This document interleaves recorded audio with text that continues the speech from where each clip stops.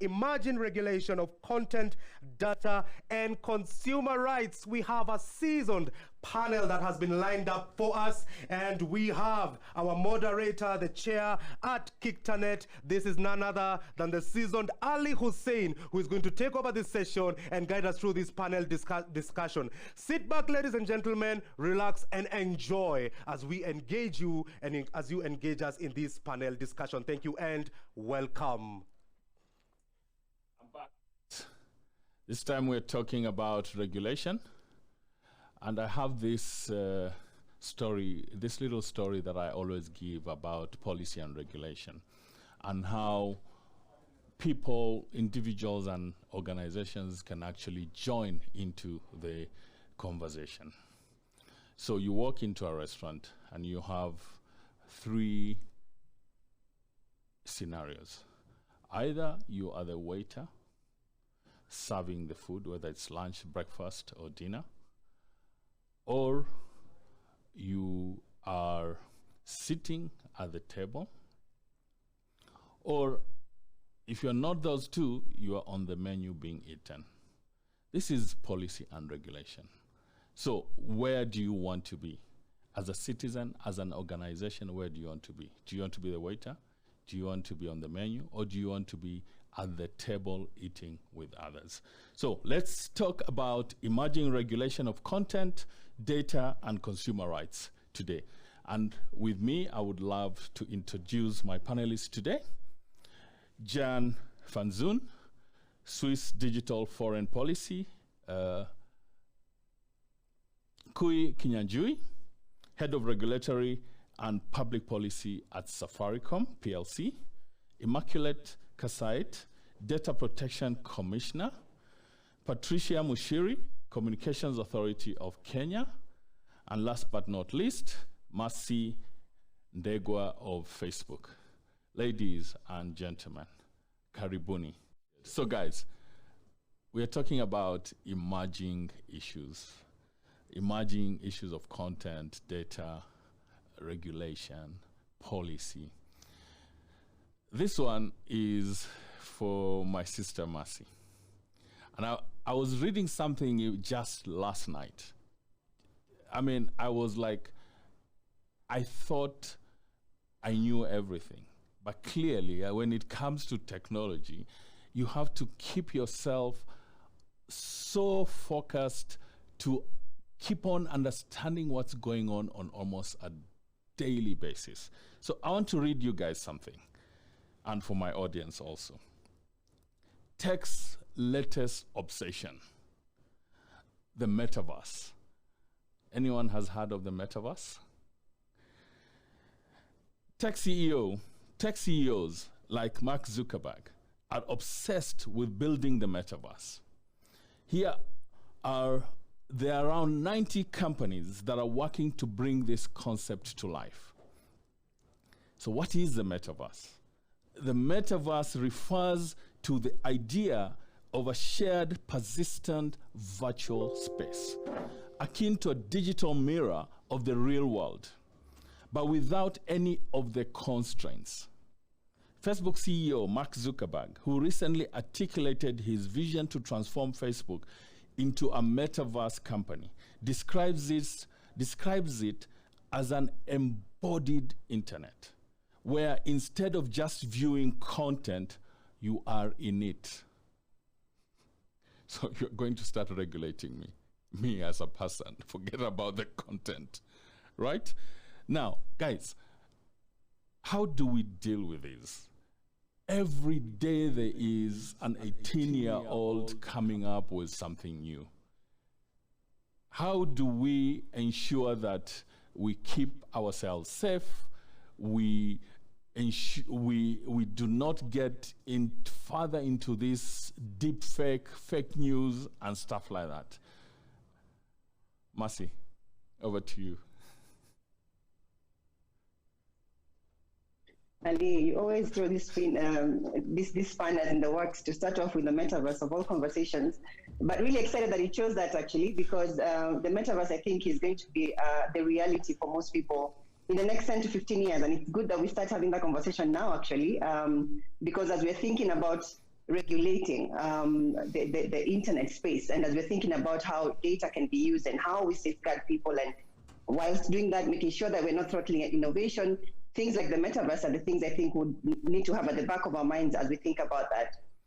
If I could just maybe a little bit paint a picture of what that looks like, think about the last decade, and in the last decade we've seen a shift from the desktop to desktop web, where people were all online on their desktops, to mobile internet coming in, and lots of people adopting this. And actually, if we think about the adoption of the mobile internet now, we have over 90%, especially in Kenya, of people accessing the internet via mobile phones. And so this is the new reality today. And so the next decade, we'll start to see that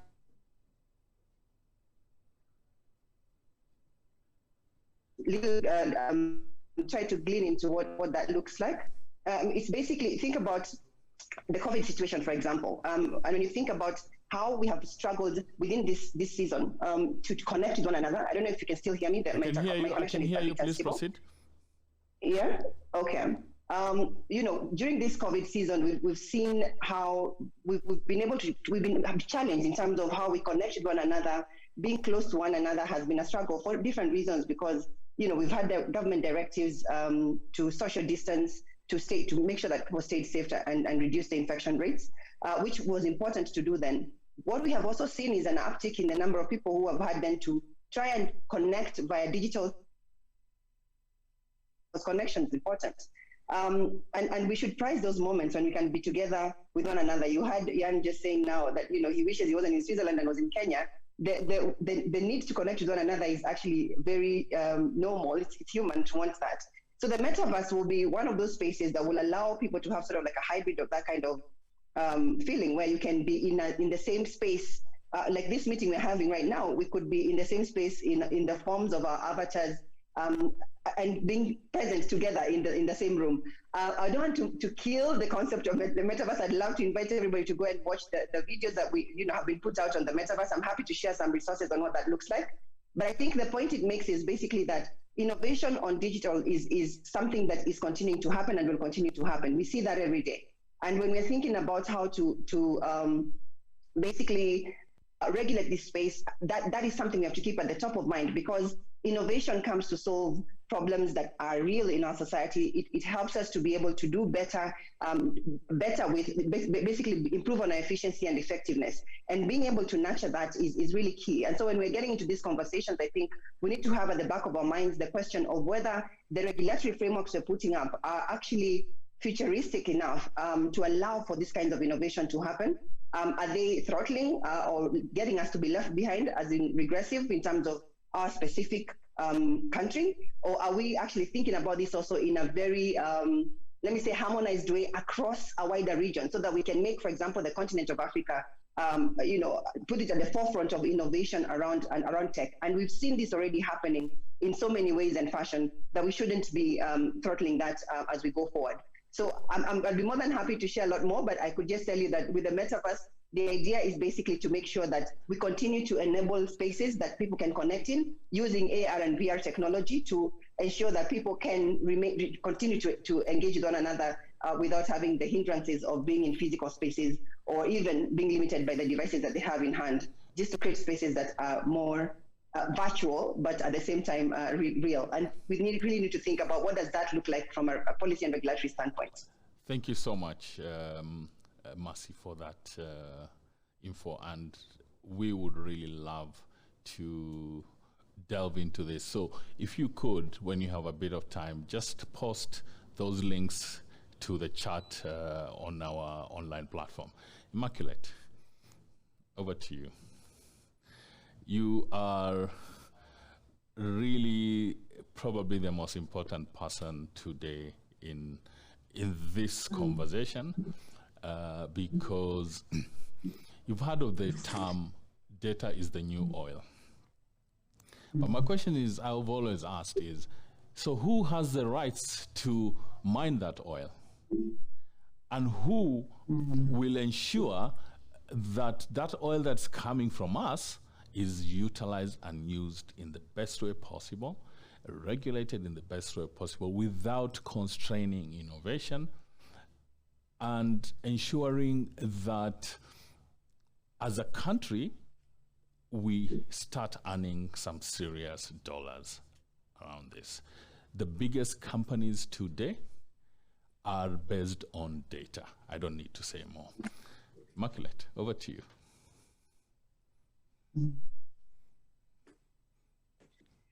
Thank you, Ali. I think indeed it's true that I want to look at it as collaborative, not necessarily that the issue around data protection is going to be an issue that the regulator, in this case the Data Protection Office, will do it alone. And that brings to fold that we are as strong as we are as strong as our. We are as strong as our weakest point, meaning that if indeed as a country we appreciate that data is the new oil, and that would like to move Kenya to become the Silicon Savannah, and we are a pace setter. We have one of the biggest companies in terms of money transfers, or whether it comes to issues to do with innovation as a country. The question therefore becomes, how do we ensure that this information is safe? And I think that is what the Data Protection Act and regulations are here to address.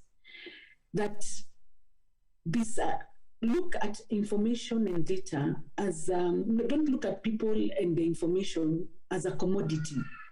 And that brings issues of human dignity, the right of privacy under the Constitution, as embraced in the Constitution. And then that giving us a framework, we therefore start asking questions. How then, as a data controller or a data processor, will you ensure that this information we collect as a custodian on behalf of a data controller, of the data subject, in this case a person, is safe? So that once we appreciate that how we design our systems as data controllers and data processors, from conceptualization to the point of disposal of data, that therefore saying that data collected by default and by design is done in the context of making sure that we protect individual data, we start to protect personal data. In how we do our business, we do it in an ethical manner that takes into account the rights of a data subject. So that we, even though we are in a commercial space, would like to mine this information, we make sure that it is secure. And once we secure it, then we are securing the rights of a data subject in the long run. So I would like to look at it that, like, going direct to your question on who has a right to mine this data.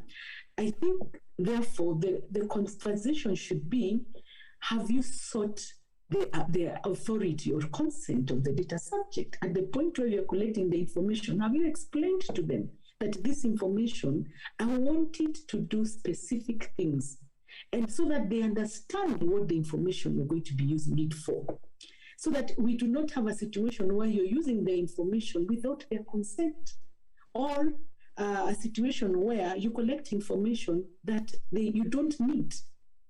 That way, we are being able to get information, ensure that we are protecting the privacy of individual, ensure that we do business in an ethical manner, so that at the center of our digital era is the right of the data subject. So as we design our processes, we remember that that is the driving force. Thank you, Ali. Much. This is something that we all as Kenyans should come together and ensure that your role is as easy as possible. Because I like what you said. This is not just about, regulating and constraining, people, but it's, I think at KickTernet we like to talk about multi-stakeholder engagement. So thank you so much for that. John, give us a little bit of your experiences from a Swiss perspective. Digital foreign policy, what exactly does that mean? I tried to figure that out, but then I said, you know what, let me not. John will tell us a little bit about that. And maybe as you talk to us about that, tell us, what are the key 3 things in the coming year or in the coming few years that you feel are going to be interesting in this space? John, over to you, sir. Thank you very much, and thank you for the interesting discussion. What is digital foreign policy? We started 3 years ago with my office dealing with multilateral and bilateral digital issues, and my core business is cybersecurity in different multilateral fora. And I give you the reason why we began to think that digital foreign policy is an important aspect for foreign policy. I mean, the first reason is digitalization itself, the technology that is accelerating and pushes ahead. So, and we are talking about regulation. I'm not coming from the regulatory side, but there is this feeling that you have to govern this space. So the second reason, and we are seeing it I think in all over the world, is a sort of geopolitical race also for technology, and for Switzerland as being a neutral country, are important trends. And in that context, we want to put forward Geneva as a place for discussing issues around technology, digitalization, cyber. And then as you all know, in international fora, we have a lot of discussion about application of international law. The question is not that international law applies, but the difficulty is how it applies, and that it also what the question we are talking now about regulation. That is another reason to talk about digital issues in foreign policy. But I want to come back also to your questions about what you all asked also about innovation and what we learned in Switzerland.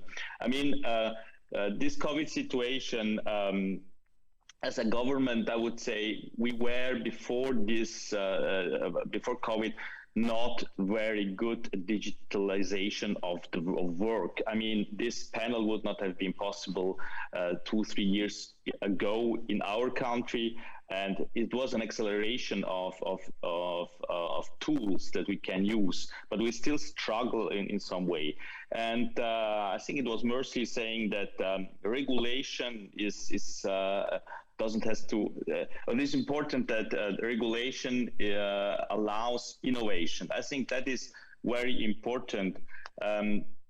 We have a good example here in Switzerland, blockchain technology. I think we are ahead in this regulation because it's technological neutral, and I think that is a good example for regulation.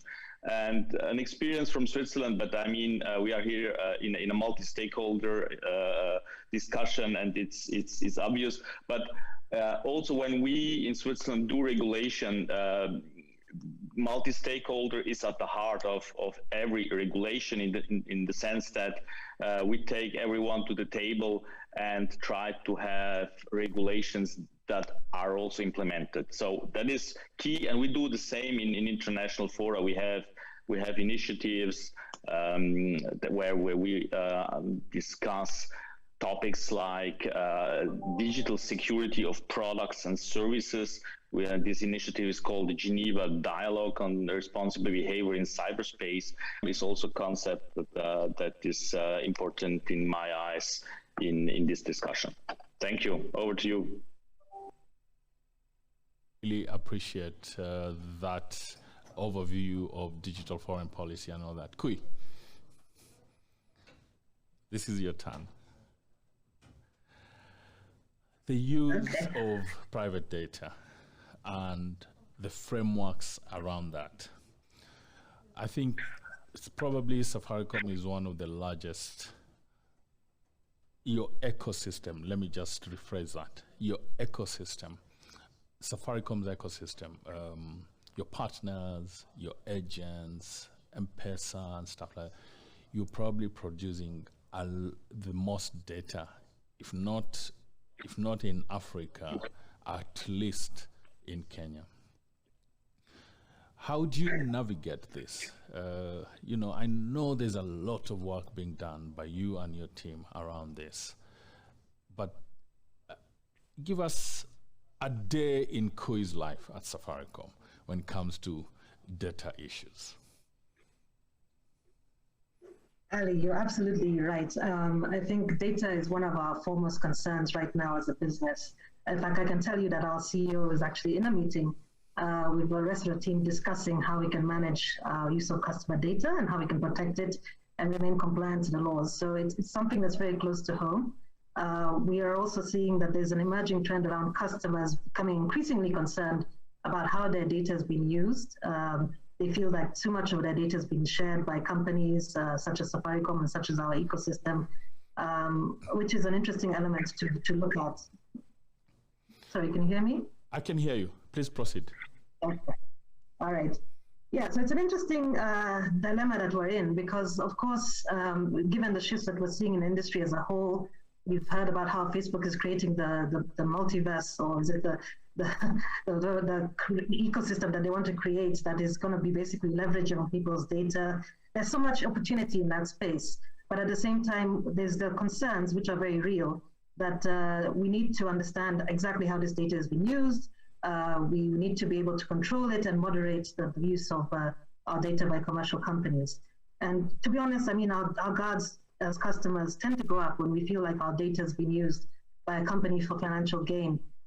So at Safaricom, I think we're very clear in our perspective on this particular issue. We believe that there's no violations in holding personal data. We have to.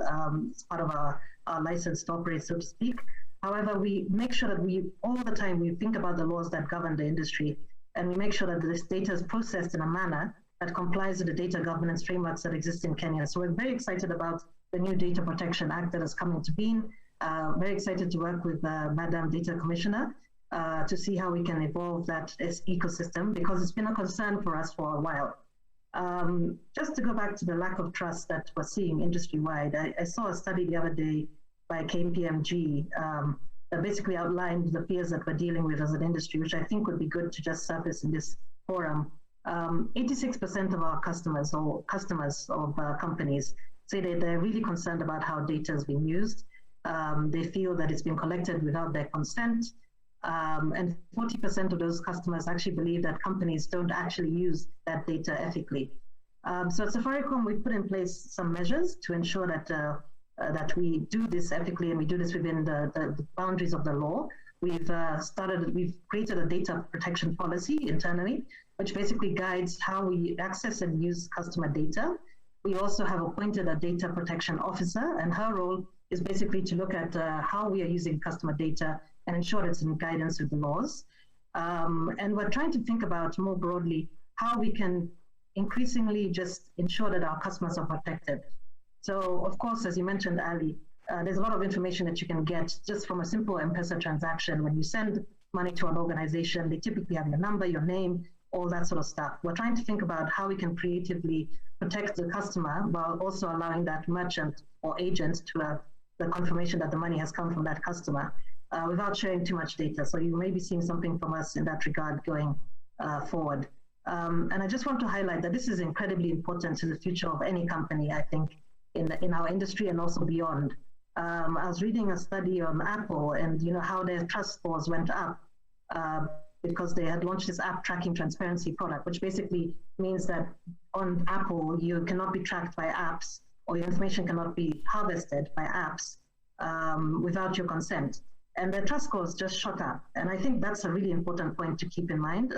Any company that really wants to thrive in the future of the internet, the next 20 years, as we get into more big data and machine learning initiatives, you're going to have to think about how you're actually protecting your customers and how you're proactively putting in place measures so that their data is protected on your networks.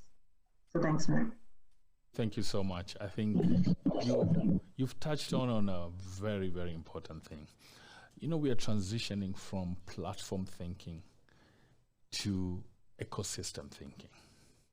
Unfortunately, when you're talking about ecosystem, it's not about control. Platforms are about control. It's my platform. You behave the way I want or I kick you out. Ecosystem thinking is like the guy at the top is an orchestrator. You know, the orchestra, you have a conductor who is sort of managing things, but somebody somewhere may goof, and then the conductor is the one who's being told, you can't deal with that. So we are transitioning into some very interesting areas, and there will always be bad players. And I see this as interesting partnership between companies like Safaricom, regulators like Communications Authority, the Office of the Data Commissioner. I mean, I'll give you an example. We have now sort of moved from spamming on email to spamming on SMS. I mean, it's just super annoying. You know, what personally I've decided to do, I now have a month shaming list of the worst spammers in this country. And every time I do it, I am copying Madam Immaculate Kasait. She will deal with them. One day she will deal with them, because it's just unfortunate. People are taking advantage of this space to misbehave. Having said that, you know, Facebook is now moving more and more towards an ecosystem. How do you see this evolving with the help of partners like the Data Commissioner's Office, Communications Authority, non-governmental partners like Kiktanet? Mercy, talk to us a little bit, because, I mean, if there's anyone that is producing, rather that has a platform and an ecosystem that is helping people produce content, I think there's no more prolific than Facebook. Thank you, Ali, for giving me this opportunity yet again. Can I just start by, I think, also clarifying what Facebook's position around privacy is, because it's really important that we understand that the relevant regulatory frameworks that are present as far as data is concerned we uphold all of those in terms of with the thresholds we hold ourselves to as a company.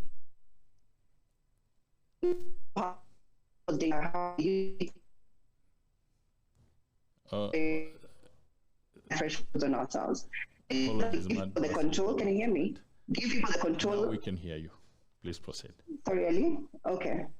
We give you control over your privacy. So if you think about, and anyone on who has access to Facebook platform or any of our platforms right now can go, for example, to their settings on their profile, and then you'll see, for example, privacy shortcuts, which we have there, that help you to have, you know, basic information around knowing what do people see when they come onto your feed, what kind of information do you want people not to see, gives you ideas, for example, privacy tools, we call them privacy tools, around how you can restrict what kind of information people can have access to, whether they can tag you, for example, onto a post they're putting up. I know people have had instances where they say, it's very annoying, I had this weekend of having fun and somebody decides to put up a picture of me that is not the kind of picture I'd put up. You have all those tools enabled for you and provided for you on our platforms to be able to have control over how you want your privacy to be accessed. We even give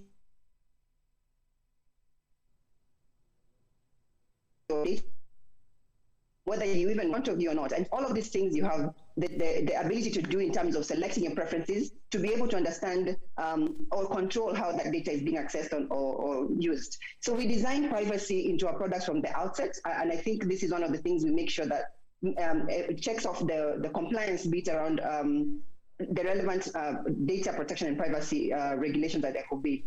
But then to the point that you're making now around the developments onto an ecosystem. So for example, the Metaverse as an example.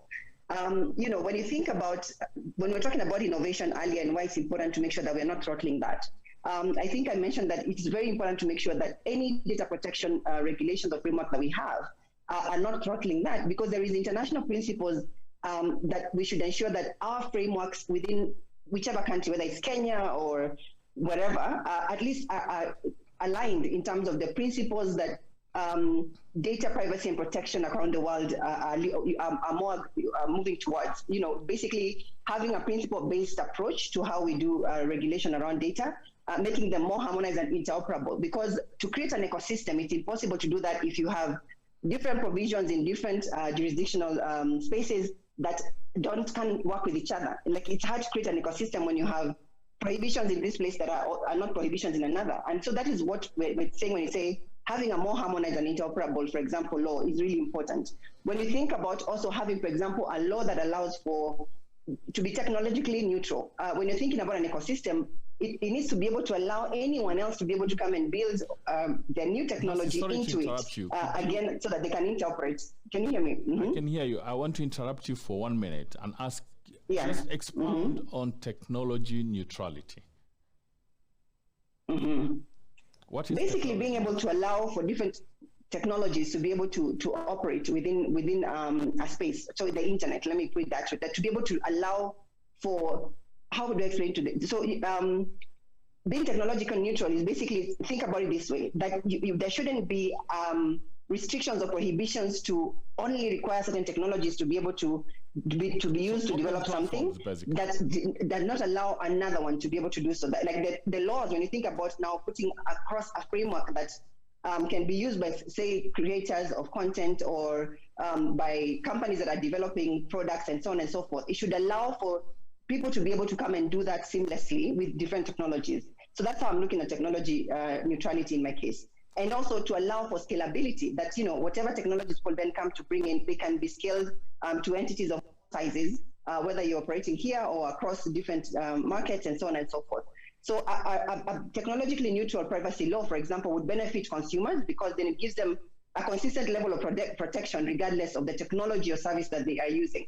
But at the same time, I think the basics in terms of the foundations around personal data, I think these are very clear, and at least they are agreed in majority of countries, where you're saying the same protections that we would offer, for example, a person in Kenya, regardless of how and by whom the information will be processed by, should be the same that, if I was experiencing the same across a different market, should happen. So let me give you an example in terms of applicability. Think about a product like M-Pesa, for example. When we started out, I think if you think about M-Pesa, the use of M-Pesa pretty much was for people around in Kenya. And now you're looking at M-Pesa, for example, being provided as a service across Africa. How would this be possible if you're not able to process similarly the M-Pesa experience you have in this country as you would in a different country? If you think about Facebook as a platform, for instance, the experience you want people to have when they're sitting in Singapore is the same experience you want when people are sitting in Kenya or in Uganda or in any other market. And so some of these things are not possible when you have then restrictions that say you cannot do this in this country and you cannot do this in the other. And it becomes really difficult to have a digitally scalable solution that is experienced similarly everywhere. Just likely to touch on the metaverse again, so I think it's really important to just clarify this. When I was talking about nothing being connected being an important thing, it's really the case. We've seen that, like I said, especially in the season of COVID. And when we can't get together in person, when you have solutions like the metaverse, which helps us to get the feeling of being closer to one another, having a more, it gives us a feeling of being in an in-person connection, though it is in a virtual world. You're able to do things that you wouldn't have been able to do in real life, and you're able to share experiences with people you couldn't have been with physically. And this is enabled by being able to have, for example, an immersive 3D technology that is able to give you that virtual space that you can be able to do this in. So the metaverse, as an example, would not be possible if this were not facilitated or enabled by an enabling framework around it.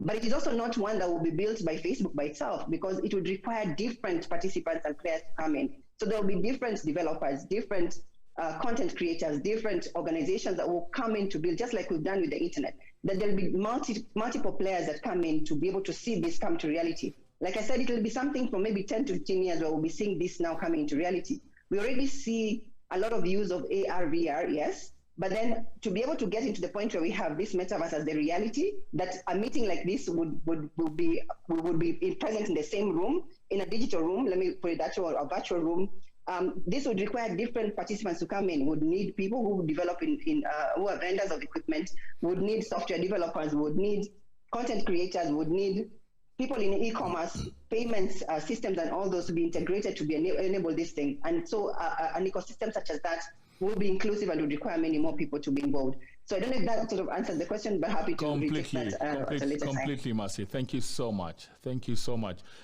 There are some questions coming in now from audiences, and this one goes to my dear sister Immaculate. How do we ensure that approaches to content moderation are compliant with human rights frameworks, are transparent and accountable, and enable a safe, united, and inclusive internet? That's an interesting one. Maybe, Immaculate, let me start you off by just saying that, again, issues to do with content and transparency and accountability and privacy starts with the individual first. You know, some of the things that we laugh about, for example, when a teenager posts something on Facebook, a relationship, it's complicated. And then people start making comments about it, positive or negative. And then that person starts wondering, why are these guys hating on me and stuff like that. This is just one small example. But Immaculate, over to you.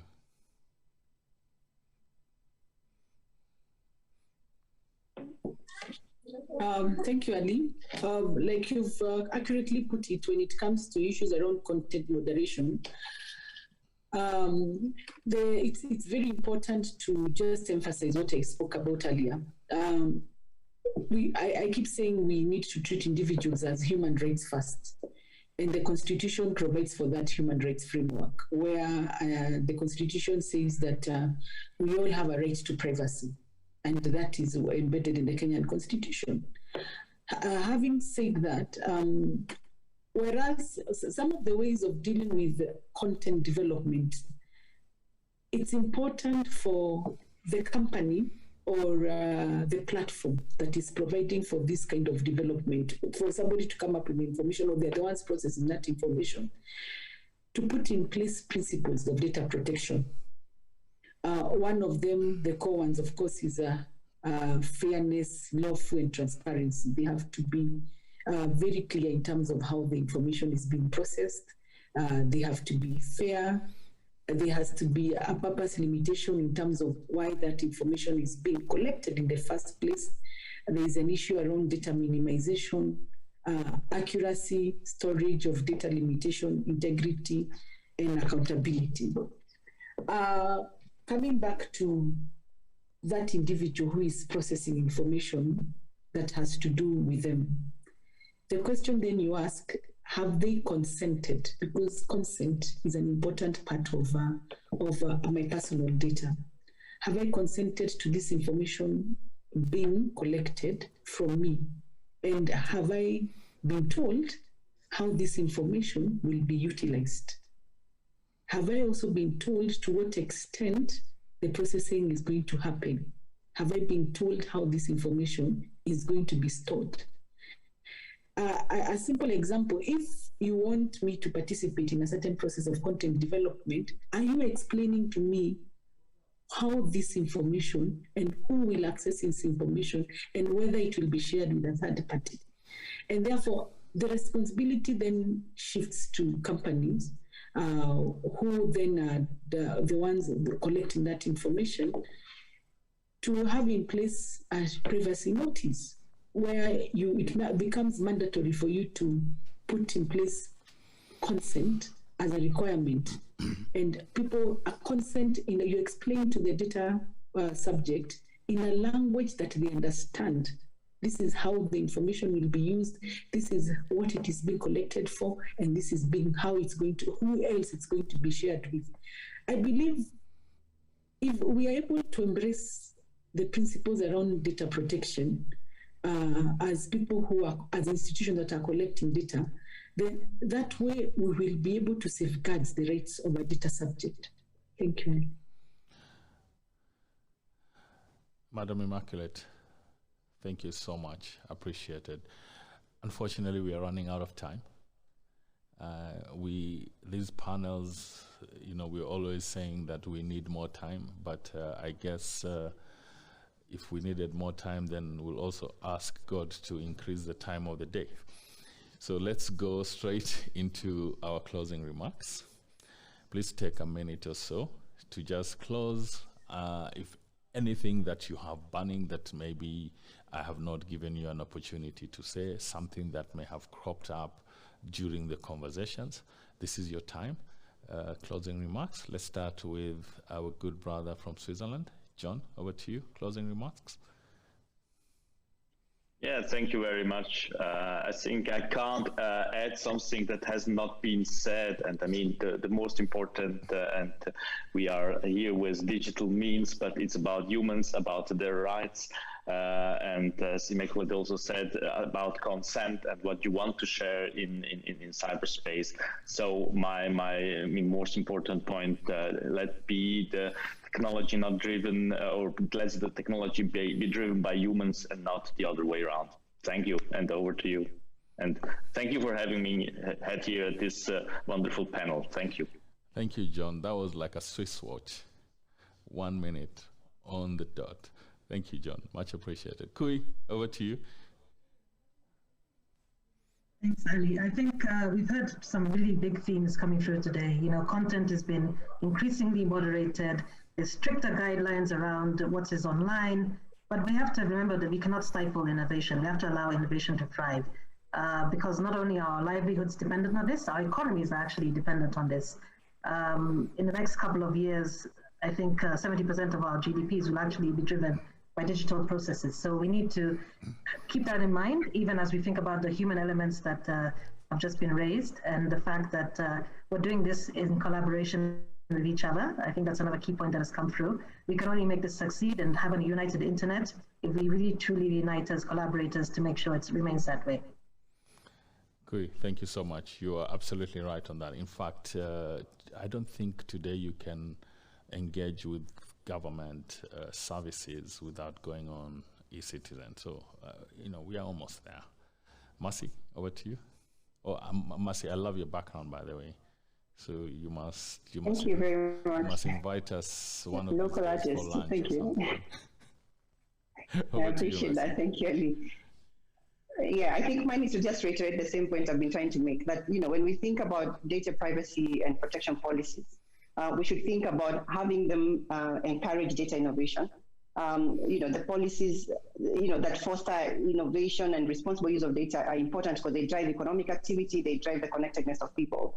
In addition to that, I think, like I said, have them aligned to principle-based ideals that are international, so that we don't lock out, innovation, especially for a market like Kenya, where we are seeing already a leap in this. I think it's good to continue to encourage that, because technological advancements also occur rapidly. These are things that when we think about how much things are changing, we're talking about the metaverse earlier, and many other things that are happening. We should make sure that the laws that we have in our country or in the world actually anticipate, or should be able to anticipate the future, and should allow for this to happen. These laws should allow innovation again, and at the same time should be able to address whatever risks and challenges. And I think this is the point that's being made across, and having institutions like those of the Data Protection Commissioner are important. So we should make sure that these laws are addressing the risks and challenges that could quickly arise from these new technologies, and that we should be able to have those laws, again, be able to adapt quickly and foresee this development, so that they can be able to change and not throttle, to change and adapt and allow the innovation to continue, but not to throttle that.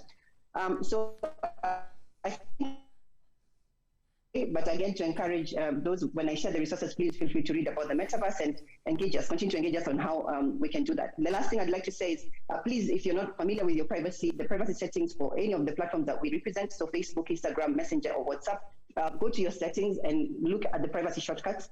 All of those are there for a reason, to make sure that you have control over how your data is used. So don't be empowered to use those tools in a way that makes sure that your data, you're comfortable with how your data is being used or processed by ourselves. But we can assure you that we actually have privacy by design in everything that we build, that we present to our users. So thank you so much for having me, and I appreciate the opportunity. Thank you, Mercy. My take home there is privacy by design. I like that. Immaculate, over to you, my sister. Thank you, Ali. Just quickly to reiterate, I think, like I said, there's no way we can change the ecosystem of data protection unless there's collaboration amongst different key stakeholders, whether they're data controllers, data processors, and the data subject. Two is part of collaboration, also creating awareness. The data subject, obligations of the data controllers, and the principles of data controllers. Three is the need to maximize the benefit of the ICT ecosystem and secure the optimal policy and regulatory objective designed to address potential and actual negative consequences of dynamic ICT landscape, such as abuse of market power and infringement of customers' rights. And four, to ensure that companies that are embarking on a high-risk project actually undertake a data protection impact assessment, and also ensure that, of course, like has been mentioned, that we have safeguards and that data is done. When we do data protection, as companies, we make sure that we take it on by default or by design. We, as an Office of Data Commissioner, we are open and we continue to have conversation with different stakeholders. I believe that even as we discuss enforcement, it's important for issues around compliance and self-regulation, and that is why my message is always awareness creation and compliance. I believe that if we are able to improve this ecosystem where people embrace data protection, then we will be able to push Kenya even to greater heights in as far as data being the new oil and even creating employment for our youth. As you know, the data protection regulator is based in the Ministry of ICT, and there was a reason to that. It is seen as one of the pillars in as far as achieving the ICT digital economy, Kenyan digital economy, and where it is placed speaks aloud in terms of making sure our work is to basically improve that landscape and not to kill innovation. Thank you, Ali. Ladies and gentlemen, thank you so much. Incisive, informative conversations today. I would like us to ensure that we continue this conversation. Everyone that is here today is available to engage with all of us. For us at Kictanet, we continue to have the convening power to bring different stakeholders, not just in Kenya, but across the world, to engage with everyone so that we have a better country and a better continent. Ladies and gentlemen, thank you so much, and we look forward to continuing to engage. Thank you, guys, ladies and gentlemen, once again. Really appreciate on behalf of Kictanet and our audience for you guys taking the time. But I think before you leave, I want to appreciate people that I had forgotten to appreciate. I want to appreciate our sponsors. Without them, we'll probably not be having this conversation today. Our sponsors, Facebook, Ford Foundation. These are our title sponsors. Platinum sponsors, Safaricom and Communications Authority. I would also like to take the opportunity to say thank you to our gold sponsors, the Foreign Commonwealth and Development Office of the UK. Gold sponsors, the Human Rights Commission of Kenya. Bronze sponsors, the IGFSA, the Internet Governance Forum Support Association, KENIC and TESPOC. And last but not least, ICANN. ICANN stands for the Internet Corporation for Assigned Names and Numbers, and Article 19. Asanteni sana. Tunasema asante kwa dhati. That in Kiswahili, we just basically say thank you so much from the bottom of our hearts. Guys, thank you. So guys, we come to the end of this panel. Again, as I said, we really wish that we had more time. What I would like for me to close off with is to emphasize multi-stakeholderism. That's one of our key pillars at KICTANET. And multi-stakeholderism really basically means that everybody comes to the table to have a conversation.